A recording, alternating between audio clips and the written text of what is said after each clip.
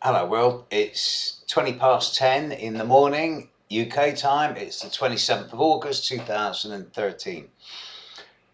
It's Grand Crossville out there. You know, a couple of days ago I made a rather innocuous and flippant and somewhat stupid comment about how, don't worry, it's only Venus. We have Venus passing in exact opposition to Uranus later today. We have Venus passing in exact square to Jupiter later today. We have Venus having passed square to Pluto in the last couple of days. It seems that from what I'm hearing from all the clients and people I'm speaking to on the phone, on Skype, by face, it seems like there's a lot of very angry people out there, myself included. And B, it seems like there's a lot of victims out there. A lot of people who are finding themselves being really needy.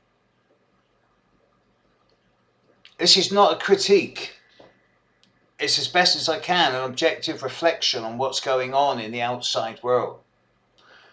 But with this Grand Cross still around, I can see no other reason why this level of intensity around value systems and short-temperedness is strong. So it's going to stay around. It's going to stay around as far as Venus is concerned for another couple of, well, at least another 24 hours. I also note that we are in a rather strange moon position. The moon is in the last 7 or 8 degrees of Taurus. It is sextiling Mars and will continue to do so right until the very last minute of the last degree of Taurus, when the moon is on the Pleiades, the Seven Sisters. Then at that time it will make an exact sextile to Mars. The moon will move into Gemini around midnight UK time. Mars will move into Leo around 2 o'clock UK time, an hour and a half later. So I do expect a significant shift of energy in about 14 hours to 16 hours time from the moment of this recording, where and this is not so much going to be reflected in the outside world, it's going to be reflected more in individual lives. Mars leaves Cancer. I've got Mars in Cancer. I can't say I particularly like it, but I've learned how to work with it. I let off steam every so often. I love going to saunas. I sweat loads. And I'm not the most subtle, delicate, gentle, sensitive on the block, but with Mars in Cancer, I've got passion and emotion for what I'm working with. I'll be pleased to see Mars leave Cancer, even though I've got it in my sign. Mars in Leo is a much more playful and childlike, not childish, but childlike energy, and I look forward to experiencing it. Similarly, the moon leaving Taurus. Okay, the moon's great in Taurus. But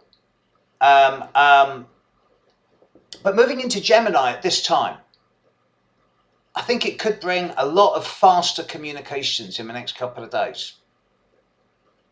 Interesting times lie ahead, folks.